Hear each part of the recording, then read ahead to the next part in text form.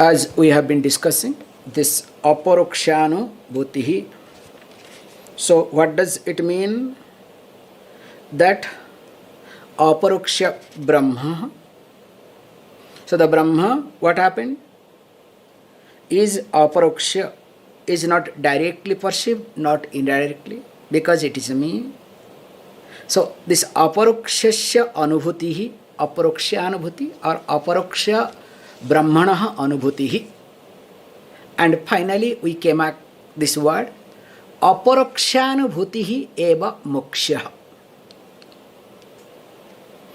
Not experiencing Brahman, okay? Don't translate. So anubhuti means experience. So experiencing Brahman is called moksha. So don't translate that way. If you do translate, then whole teaching is in the other way around. So the understanding of Brahman, the knowledge of Brahman, and this jnanam, that is called aparoksha. That is not paroksha, because experience is related to paroksha, indirect.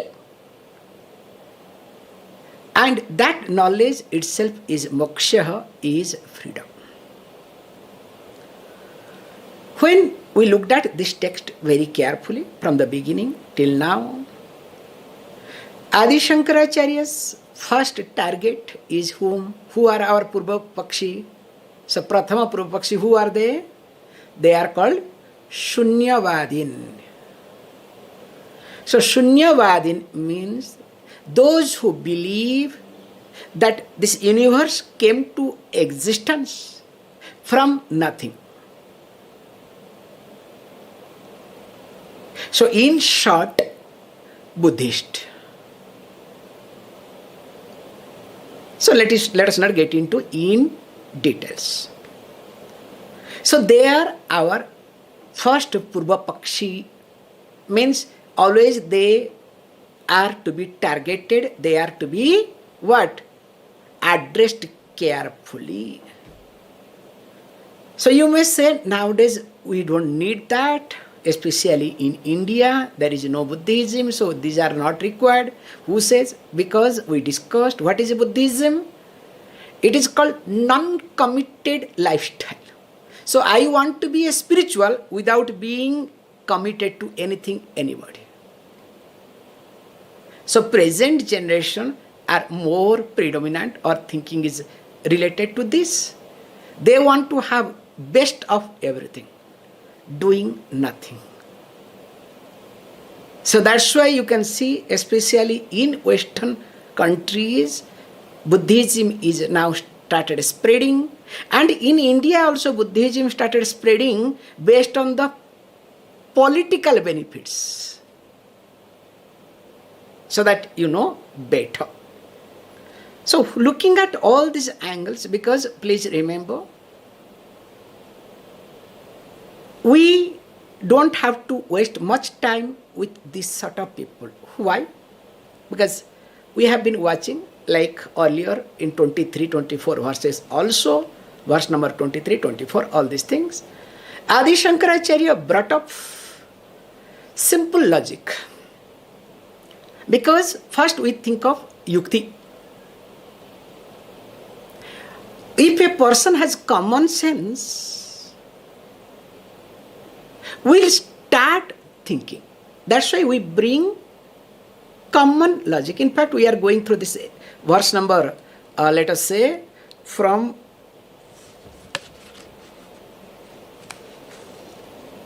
verse number from 31 onwards till 37.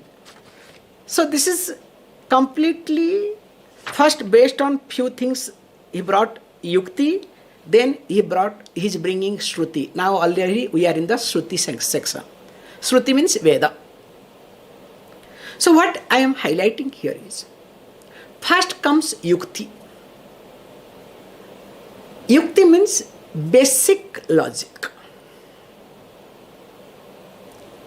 Why I am using this word basic logic? If my mind is clouded, if my mind is pervert, now what will happen?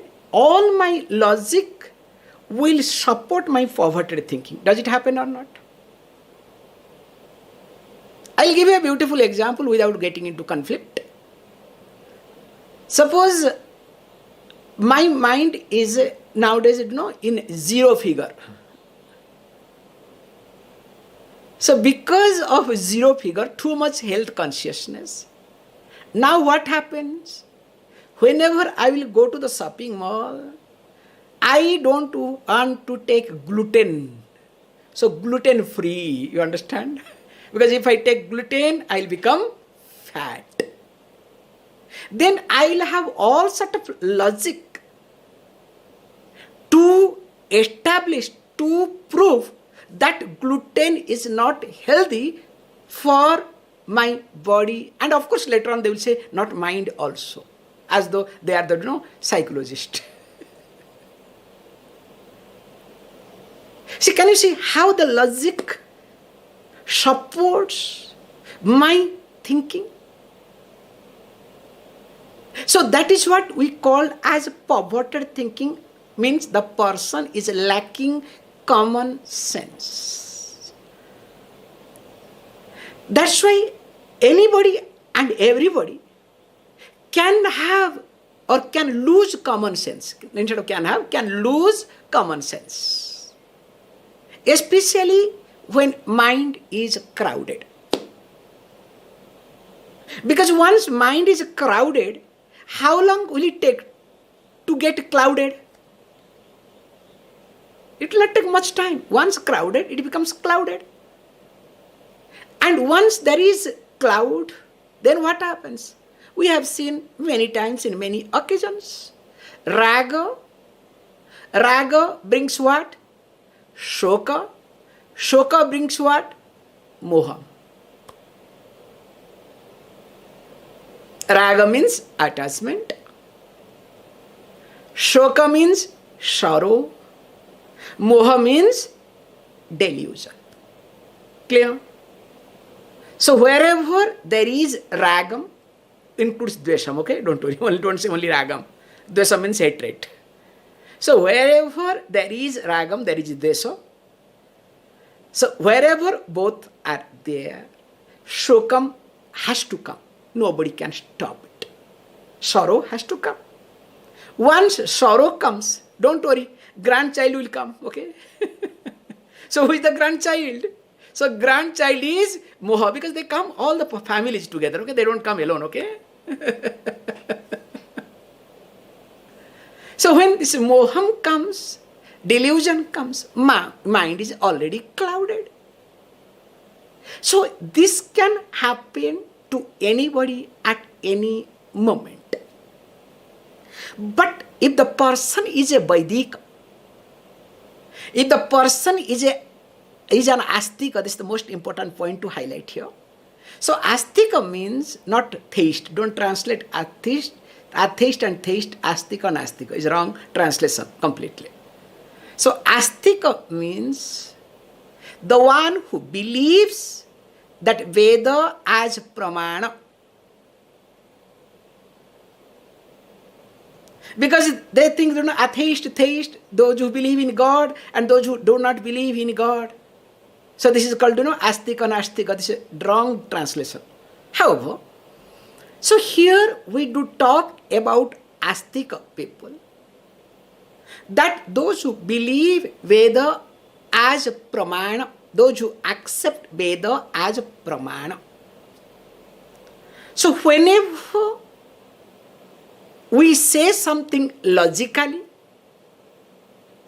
and the person starts disputing, the person starts negating, does not accept it because of delusion or because of clouded thinking or crowded thinking, to that person we bring the Shruti, Veda as a pramana.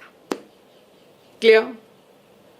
So the moment Veda pramana is being quoted, the scriptures are being quoted, the person keeps quiet. Whereas if you talk to Buddhist people or present day generation, what is scripture? This is the hallucination of some few people. Somebody told me, okay? This is the hallucination of some people. I said, okay, thank you very much. That's why we say, never ever waste time with those people. It is like you argue with a blind person that, hey, look, the color of the specs is black.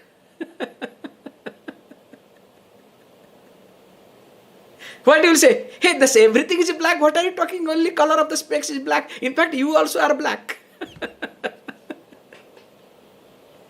Because that person's eye is called means of knowledge, which is supposed to work in the field of color and form, is not present. So also, the Veda is a means of knowledge related to what? Related to life after death. And related to the nature of the self. So that is the only exclusive field. And when the person doesn't accept, then what can you say? That means that person doesn't have this means of knowledge at his or her disposal. So when this means of knowledge itself is not at the disposal of the concerned person, why to waste time?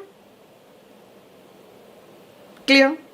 So looking at that, Adi Shankaracharya, that's why this is what we do.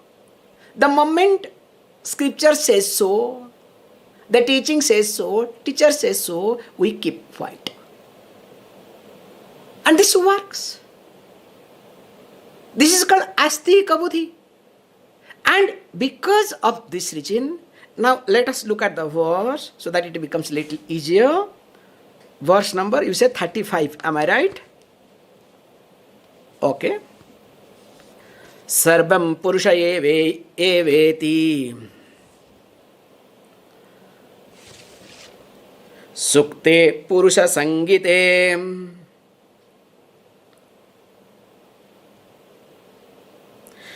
ucyate yataḥ śrutyā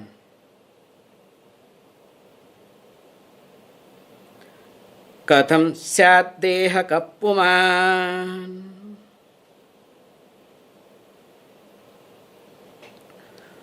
Before, Adi Shankaracharya had quoted different Upanishads where he highlighted, like verse number, previous verse he had quoted from śrutyā Upanishad. And here that yasmat naparak asti kinchit naniyo, that verse goes. Now here he brings that very popular Upanishad and especially sūkte called Puruṣa Sūkte, part of Bṛhadāraṇyaka Upaniṣad.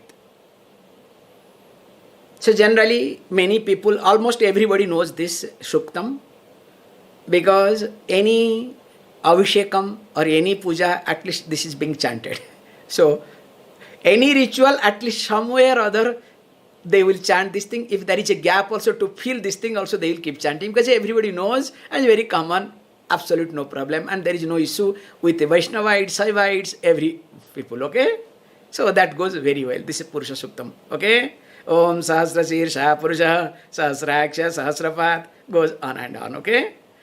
So here in this Sūktam, sarvaṁ Puruṣa eva iti. So that means, says beautifully, that in this Bṛhadāraṇyaka Upaniṣad establishes that all this is verily Puruṣaḥ. Please understand the concept here. Puruṣaḥ and prakriti. Or you can say here Puruṣaḥ and dehakaḥ, because we are discussing dehakaḥ all the time, the word cannot be interdependent. It has to be, in one has to be independent and other one has to be dependent. Don't bring this relationship. Oh, both are them are interdependent. This is called Nyayikas. You know, this popular story of Nyayika logicians. So what is that? So very nice, this thing goes. You know, this is Puruṣaḥ this says this story, and of course this is a very common story. A musician, one astrologer, and one logician, okay? Very funny combination. So three of them thought of, going for pilgrimage. Okay? Let us explore, okay? And those days there was nothing, so you have to carry something like some rice and other things, and then you have to cook, because there was no restaurant and all these things, and it was not supposed to be. However, let me not get into cultural side. So it became evening. Now once it became evening, now what happened is, so there was some, some rice was there. Now, this other two, the logician and the astrologer, said, look, you are a musician, you don't know, better you cook rice, so that meanwhile he can go and get some vegetable, the astrologer can go to get vegetable, and I will get some oil. Fantastic. So now let me explain one after another, okay? So now let us start with the musician. So musician had a earthen pot, searched and put the rice, then put the firewood, started boiling. So as it starts boiling, what happens? There is a rhythm, okay? Dum, dum, dum, dum, dum, dum, dum, dum. So he was enjoying his ragam. Then while enjoying the ragam, he forgot to feed the fuel, the firewood. Then what happens? Rhythm goes down or not? Will change. And musician, when rhythm goes down, because in the holding the stick and he's doing like this, do you know how? Then what happened? Why rhythm went wrong? So he hit the this earthen pot. Gone. Thinking what to do. Now let us go to what? Astrologer. Because we generally come other way around, but I thought of going differently, okay? Let us go to astrologer. So astrologer was given in charge of getting vegetables. So he thought, look, we didn't have, green vegetables, some kirai, some, all these green things. So he bought some green vegetables. So while coming back on the road, he saw that a cow is giving birth to a calf. So interesting. Being astrologer, started calculating. So what is now nakshatra? So what would be the future of the calf? So while calculating everything, now by that time he discovered, because he had kept all his vegetables on the ground, and after delivering, cow was hungry, cow ate all the greens. Now he is holding his head, what to do now? And finally comes to our favorite fellow, which is the topic today, logician. So logician went to get this oil. And those days, to get the oil, they have to get, this is donai. Donai means a cup made up of leaf. So the oil fellow will give oil in a leaf, on a leaf, let us say. Now he came to this logic called adhara adheya sambandha. This is interdependent, okay? This is the logic. Adhara adheya sambandha. So what is this relationship? Now, does this oil is being sustained by this cup, or the cup is sustained by the oil? So who is dependent? Maybe both are interdependent. You understand? This is the adhara adheya sambandha. Who is adharam, substance, and other one who is taking the help of it. Substratum, substratum. Now, he starts talking all these things. Then he said, look, if this leaf is the adharam, substratum. That means without oil, the leaf cup should stay in my hand, but it does not look nice. Why? Because wind can take it away just like that. Because of the oil, the fellow is stable. Unless it will go away. Okay, that means what? If this is the case, definitely oil becomes adharam, substratum. How is it possible? That means oil by itself should stand. If it is substratum, oil by itself should stand. Maybe now what he did, so he tilted his hand to understand whether oil is standing by itself or not. Then what happens? Oil goes. And this is the life of these three. Okay? Because I am supposed to start from oil fellow, then comes to astrologer, and finally when they came back, they thought, at least to have some rice. But when they came back, they saw musician also has done his job. Okay? So all the three disaster. So coming back here, when we see this basic logic that is clouded, that is not working, so we bring this Veda, and here is a popular one called Puruṣa Suktam. Earlier we have seen other Bṛhadāraṇyaka Upaniṣad also will be seeing different Shruti Vakyas. Once Shruti Vakya comes in, is being quoted, now the person accepts gracefully. So here he says, look, in this Puruṣa Suktam, the Puruṣam that is being described there, that which is everything is consciousness, the adharam of everything. And it is not a product. We have discussed in 15th chapter of Bhagavad Gita in details. So, let me not get into that at all. So, Puruṣottama Yoga, okay? There we have discussed in details. So, here is being discussed that Puruṣaḥ, how can be this body? So, api ucyate yataḥ śrutyā kathaṁ syād dehakaḥ pumān iti. So, how can we call this body that is visible and that this body is that Puruṣaḥ which is being described as everything? So that means the body is not consciousness in short. Continuing. Asaṅgaḥ Puruṣa prokto Bṛhadāraṇyaka'pi anantamala sañjñite kathaṁ syād dehakaḥ pumān. He says, look, I am not going to keep quiet.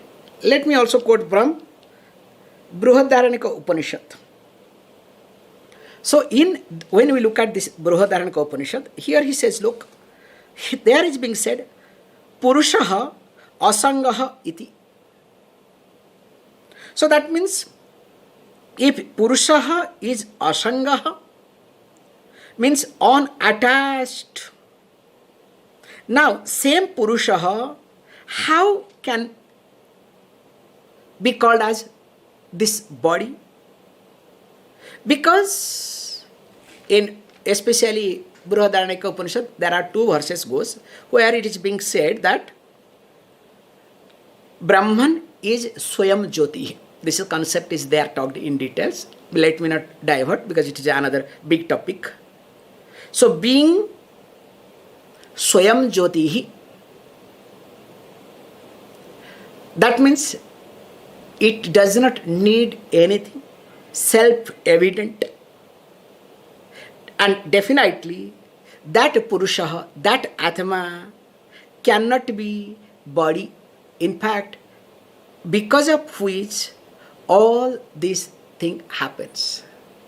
That's why we have to be very careful, being asaṅgaḥ, unattached.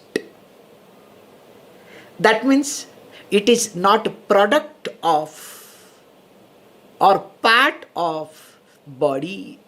So because this consciousness or a Puruṣa is not a part, it is not property, nor it is a product. And that's why being asaṅgaḥ, it is independent entity. And being independent entity, that means what? It is beyond namas and rupas, beyond name and forms. That's why this is being talked that this Atma in Bṛhadāraṇyaka Upaniṣad, this Puruṣaḥ is asaṅgaḥ, is śrutyā, pure iti. Let us continue, nothing much to talk. Okay? anantamala saṁsṛṣṭaḥ. So here it means what? That is śrutyā ityarthaḥ. Now continuing. tatraiva samäkhyātaḥ svayaṁ. So tatraiva cha samākhyātaḥ. svayaṁ jyotir hi Puruṣaḥ. jaḍaḥ prakāśyo'yaṁ. kathaṁ syād dehakaḥ pumān. Says, look, again in same Bṛhadāraṇyaka Upaniṣad, it goes on and on. Okay, tatraiva cha, they are again, means in this same Upanishad called Bṛhadāraṇyaka Upaniṣad.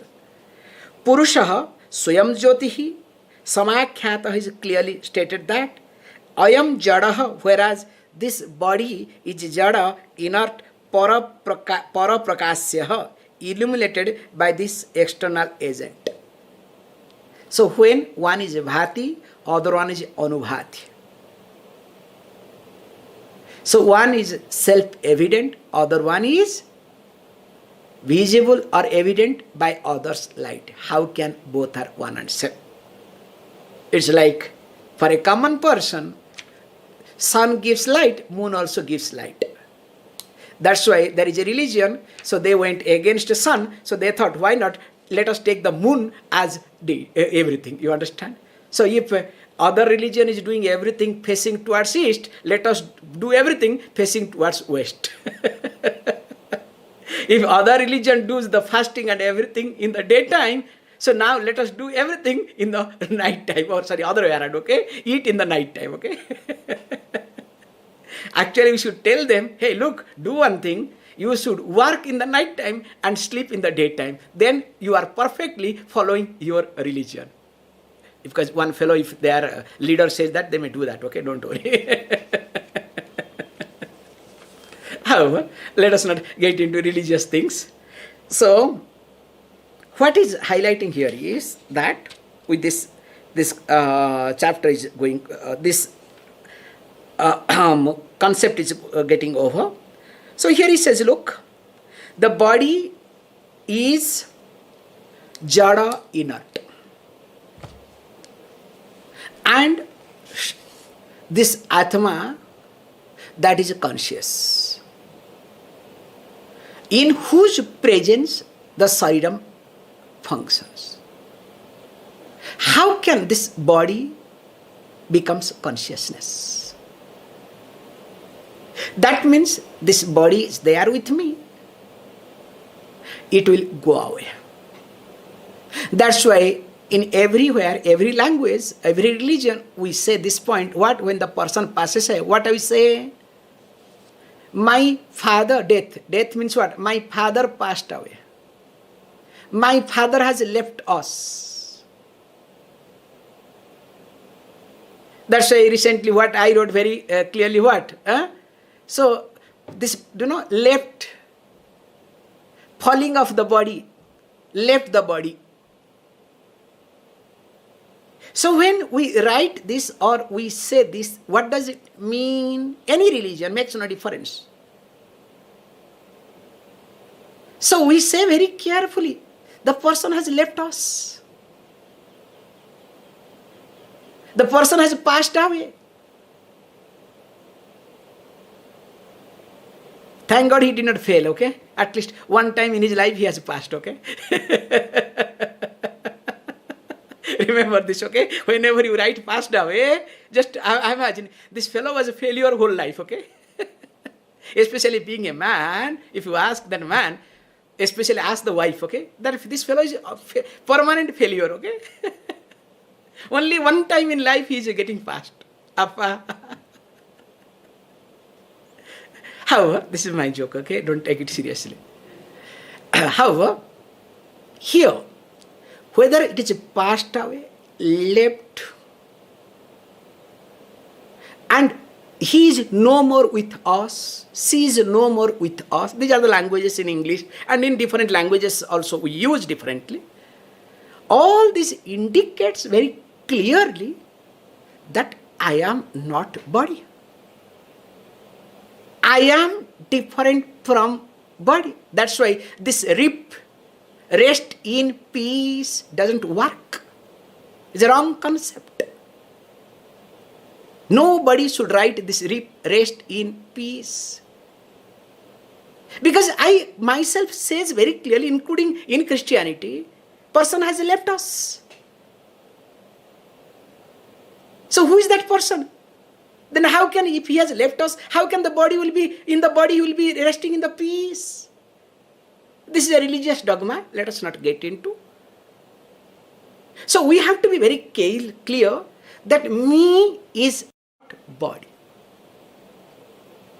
So when I understand me is not body, body dharma is to go through certain things. Mano dharma, mind dharma, is supposed to go through certain things. Let it go through. I am witnessing, allowing to happen. If I can improve, let me. If I cannot, let me observe them as Sakshi Puruṣa. Why? With this I'll stop it. Remember, in life, if we jump, we will fall down. If we are excited for anything, we will be also depressed. We say very nicely, if arrival of someone makes you happy, if arrival of something makes you happy, departure of the same person will make you unhappy. That's why whenever whatever comes, not that you are, completely, cold person, not necessarily. Let it come, let it go. I don't allow myself to jump. That's why life is a smooth journey, not boring, okay? For you, many people, when there is no activities, smoothness is called boring life. Not like that. Oh, life should be full of enthusiasm. Remember, if you say life is full of enthusiasm, with that person you cannot work. It's difficult. You can work from a distance, great. Not in a close way. So life is not full of enthusiasm. Life is all about continuous growth, not fluctuation. More of it we'll see.